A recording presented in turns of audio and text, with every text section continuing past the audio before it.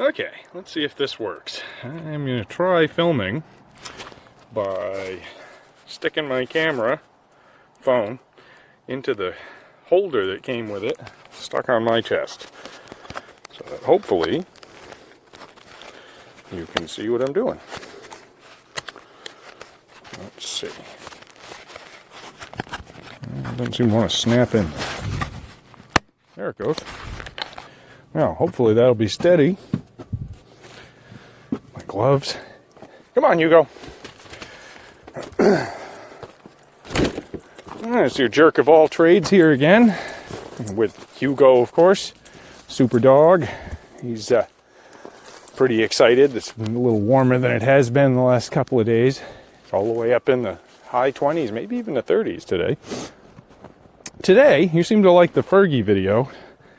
Today we're going to see if my trusty, rusty, crusty old 1960 something, mid-60s, all the company actually could tell me, this company's still in business that makes these tractors called a Terra Mite. And they're still in business. And all they could tell me about this one when I called them 20 years ago was that because it has that sticker on the dash that says it was made in Nitro, West Virginia, that it has to be pre-1966, and as far as they know, it's the oldest one that they know is still running. Bought this thing for, I think it was $1,500 back in the 90s. It didn't run at the time. Put a couple $100 into it. I've been just abusing and neglecting the poor thing ever since. It's got a loader on the front that'll pick up like 900 pounds. It's supposed to have a backhoe on it, but I trashed that at one point and haven't fixed it. And so it's wearing a big counterweight instead, because usually what I do with this thing is push dirt and snow around and haul out firewood. And that's about what we're going to do with it right now, actually. Put the last stick of firewood I had in the stove this morning, so it's time to go and cut some more out. It was actually time this fall, but, things happen. So, we're going to hook up the battery here. This thing is just about as half-assed together as Fergie is.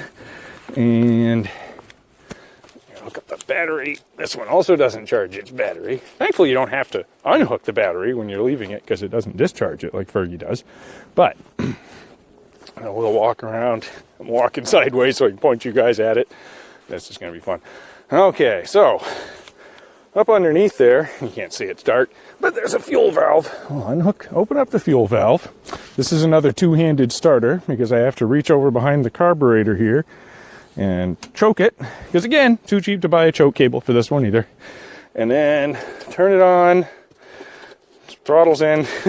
Vice grip throttle handle, love it. Vice grips are not just pliers, those are also replacement handles for anything that's missing one. So, some of the snow out of the way here. We'll reach over, grab the choke, and crank it. Hey, she's in a good mood today.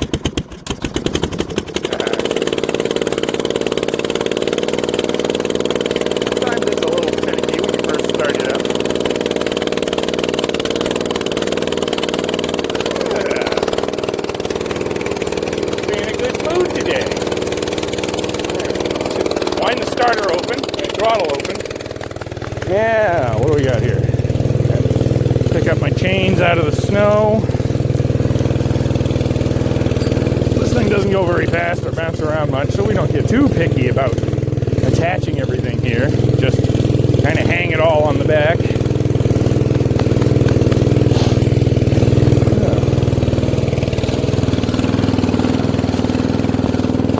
Snow off my seat.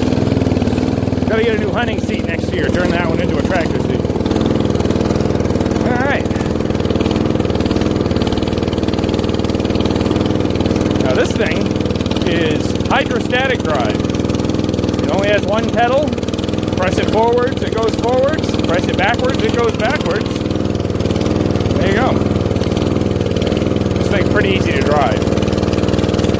Get that up out of the way so I don't squish my barbecue.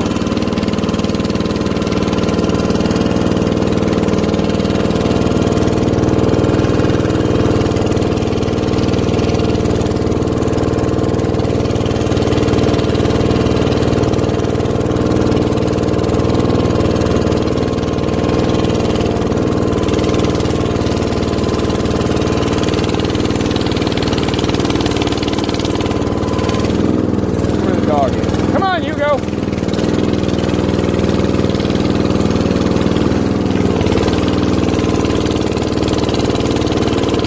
Yeah, we're heading out behind the house. I've already got some trees down. I don't even know if you folks can hear me over this loud thing. There he is. Come on, Hugo.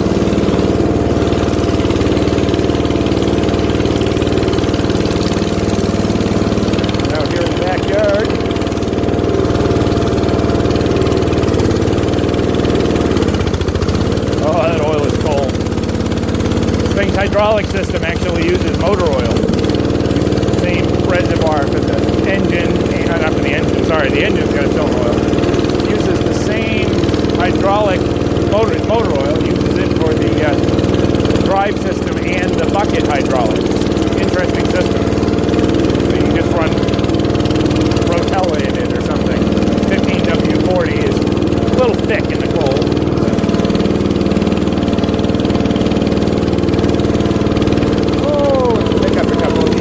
I cut this all down this spring. Most of it's been laying here, tree length.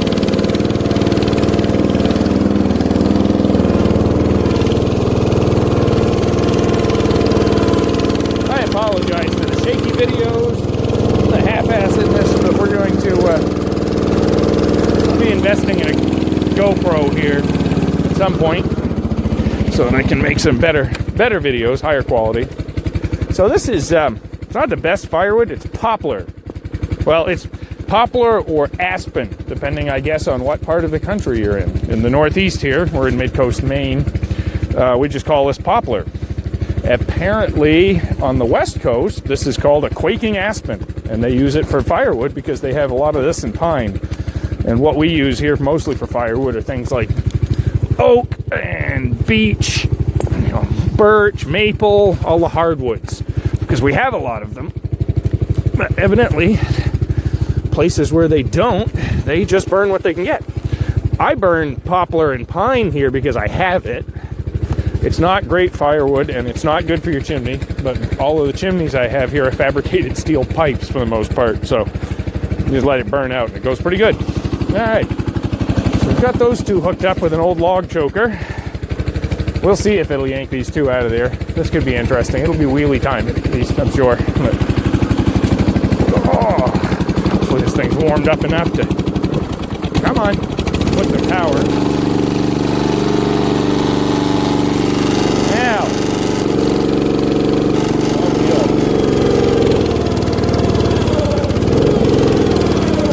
Wheelie time. Ah, we stalled it. Oh, look at that.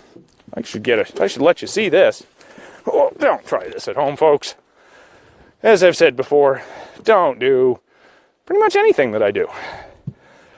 Here we go. He's coming back down. Down we go. Down we go. Down we go. Stay away from it, Hugo.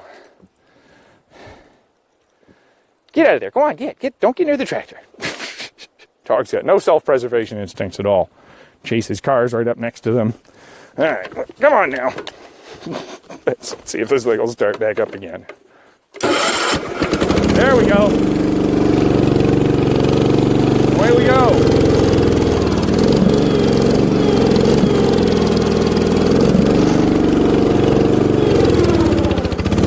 Probably could have hooked up to just one of those, but this is more fun.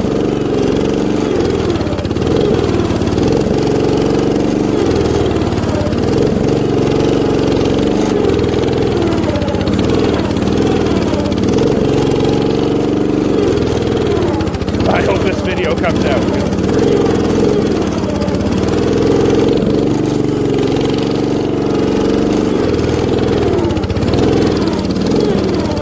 If you didn't see, these trees are both stuck in the crotch of another tree that they landed in. I'm not just pulling the weight, I'm pulling against the resistance of them stuck in the other tree.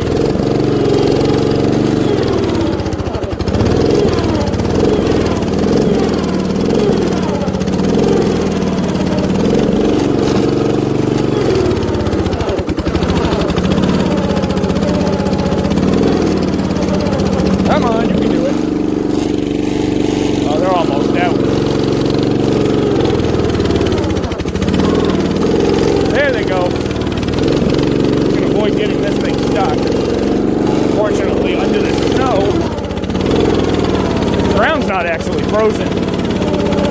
We had a weird fall. Let's see if we can avoid knocking any other trees down that I don't want to cut down. I might have to unhook these, come around beside them, and pull them in the other direction now. Because that's not where I want to be.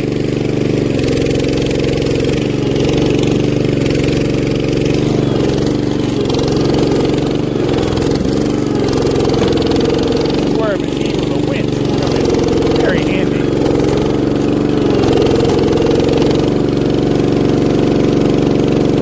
Buck it all the way up, and then we'll see if we can carefully see if I can turn this thing around without unhooking it. Might not be able to do so, but we'll try. This thing has manual steering. Woo!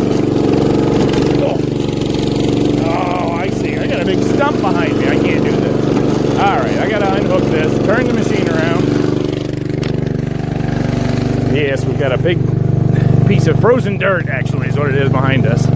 Actually, I'll leave these chokered up. And just, guys are falling off. See if we can just unhook the chain from the tractor. That's easier than having to re-choker the trees again. Now then. This thing turned around.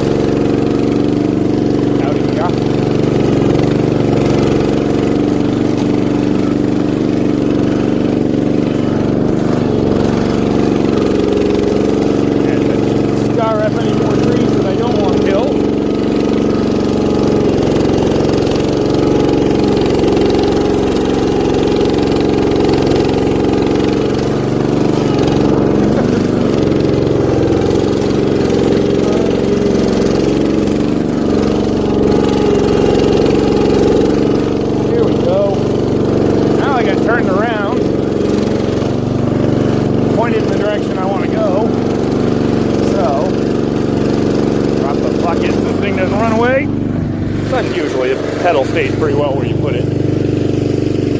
But, you know, as always, safety first. Hook that back up. Now, let's try that again.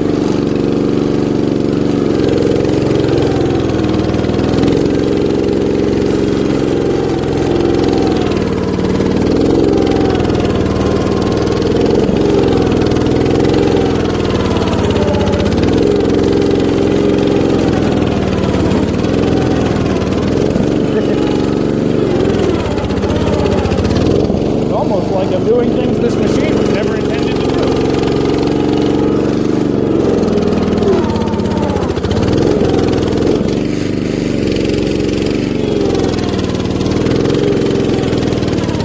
You can't see what I'm doing, but I'm actually reaching behind me. That counterweight is still attached to the old bucket pivot from the, uh-oh, I'm stuck. Because it's hung where the backhoe used to be. So you can actually take that counterweight and pivot it back and forth about 1.5 to 2 feet. So when you're dragging with it, and the front wheels aren't touching the ground, you can actually steer. This tractor doesn't have independent brakes. That matter doesn't have any brakes. It's all hydrostatic. You push the pedal to go, you let off the pedal to stop.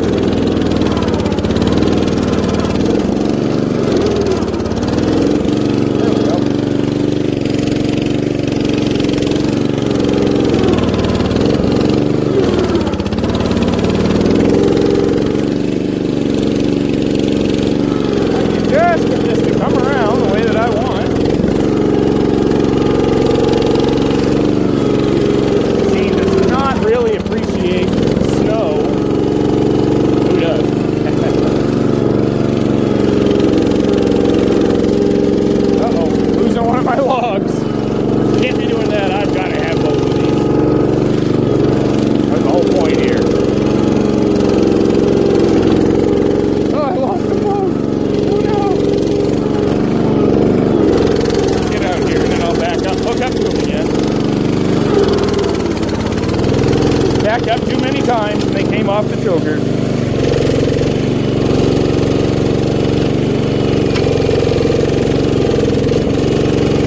Oh, I've got got this thing high centered.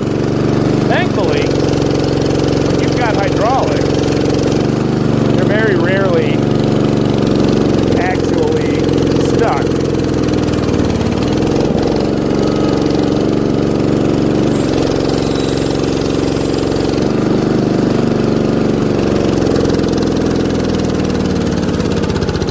There we go. See? Just like that. We're moving again.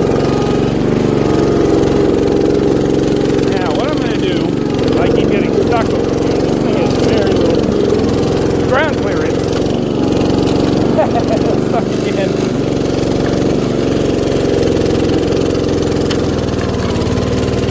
So I'm going to drive up on top of this hill that I keep getting stuck on. And then we'll unhook this choker. Come on. We will hook it to a piece of chain that's also hanging on the back of the tractor.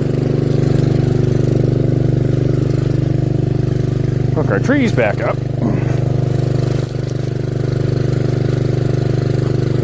if I can avoid spiking myself with this rotten old cable. Add that back under there. Okay. Okay, so then we're hooked back up to the trees. We've got 16 feet of chain.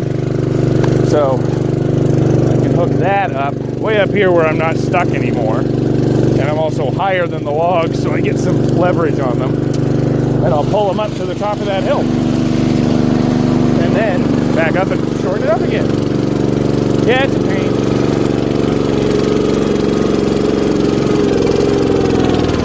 But it is.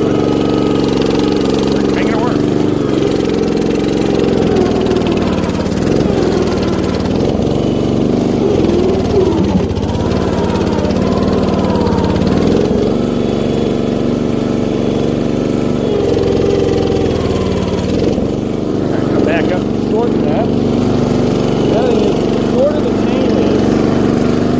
This setup, it's pulling up higher off the ground, which increases the advantage the tractor has over the wood. If you're just trying to drag the wood on the ground, you're pushing snow along and dirt along with it. And if you can pick it up a little bit, you put its weight on your back tires where your traction is. Now it's going just that much easier, just from that small amount.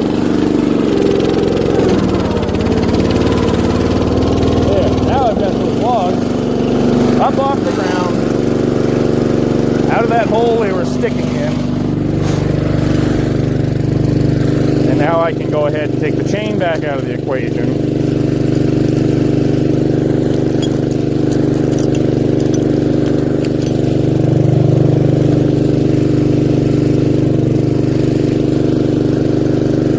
Hook it back up. Second hook off of there one of these days. This is my way more than I use it. Alright. Now, with any luck, it should move this now. There we go. Head down and come around this corner. I'm going to go ahead and swing my counterweight.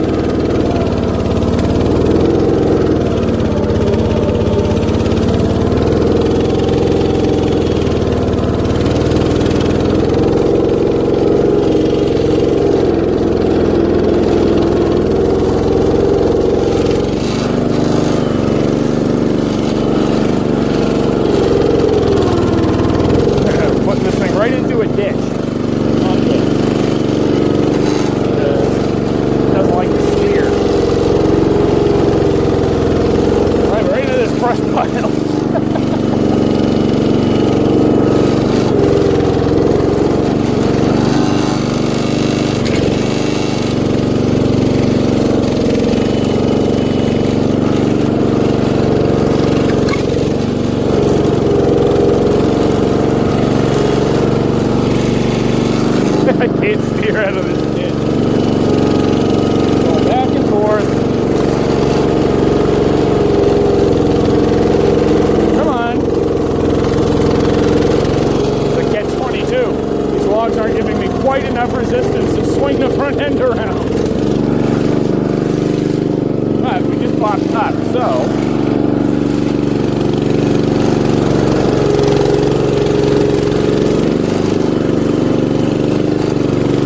have no idea how this video is going to come out. I don't know if you folks can hear me right now, or if I've got shots and you can see anything. Well, we're going to find out in a few minutes here. Just about up the yard with this man. Wow, what a pain.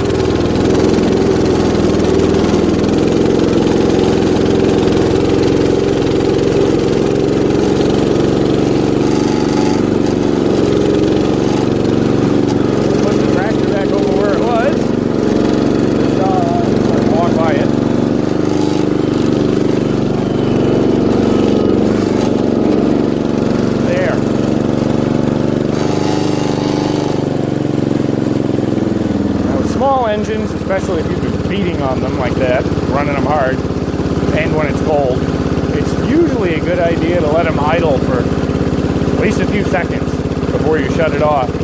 That way you don't shut down the thing with the piston so hot that it's swollen up in the board, everything contracts on it.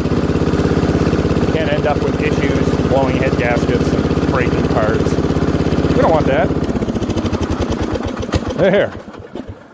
What a faithful old POS this thing is. Shut the gas off so it doesn't drain itself. That's the one issue you do. If you don't shut the gas off, it will fill its crankcase with gasoline. Then when you start it, it blows a giant fireball on the ground and engulfs the entire front end of the tractor. Ask me how I know that.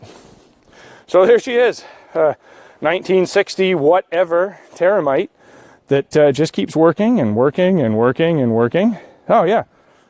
Now you can see the, I don't know, I hope I'm focused on it.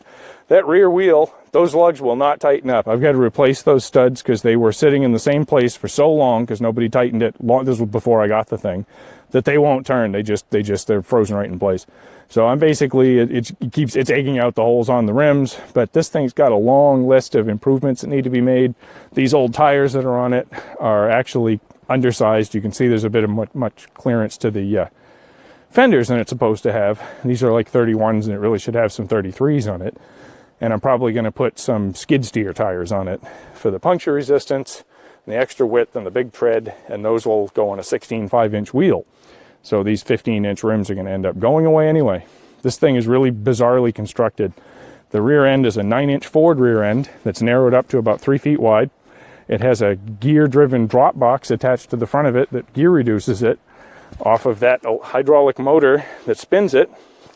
And this is the hydraulic pump and the valving that makes it go forwards and backwards, all hooked up to a 16 horsepower Kohler engine. It's really simple. And the whole machine is built out of it's fabricated steel. These uprights are square tubing. There's square texture plate, 2x4 tubing, quarter plate, everything except for the cast front end axle, which could have come from something else, was basically just fabricated. This was a machine built in a welding shop, essentially. But they built them one by one, and they actually still build them. The newer ones are bright yellow. They have a cab on them, single lever controls. They're diesel powered. They're 4-wheel drive. They're quite a neat machine. But somehow I doubt that they're any tougher. And they certainly don't have as much character as this thing. This one doesn't really have a name. Fergie's got a name. The Cletus has a name. I don't name everything, but I don't know. Maybe this thing should have a name. But I used to call it Terra Mite every once in a while, but that doesn't really fit. It's a Terra Mite. I mean, it's what it is. So anyway, there's another video. I don't know if this one's going to come out with any kind of content you want to see. I need to get cutting this wood up and get some of it in the stove. This is some poplar. I've got some oak over in the woods. We'll burn with it. But if you're new to the channel, hit that subscribe button. Share it if you like it. Hit that thumbs up. Give me some love here. It's a new channel. I'm going to try and put out a lot of content. It's not all going to be tractors and cutting wood and stuff. I'm also going to be doing, I buy storage lockers and I sell the stuff out of them. I scrap metal recycling. I fix cars. I'm trying not to fix so many cars. That's why I'm doing the storage reselling these days. But, this is kind of a multifaceted channel. That's the name, Jerk of All Trades. I'm not a master of anything. I just kind of know a little about a lot of stuff, and I do things my way. There's the right way, there's the wrong way, and there's the Jerk of All Trades way. which you should probably not do. Seriously, I don't want to hear about you people hurting yourself doing the stuff that I do. So have a good one, folks.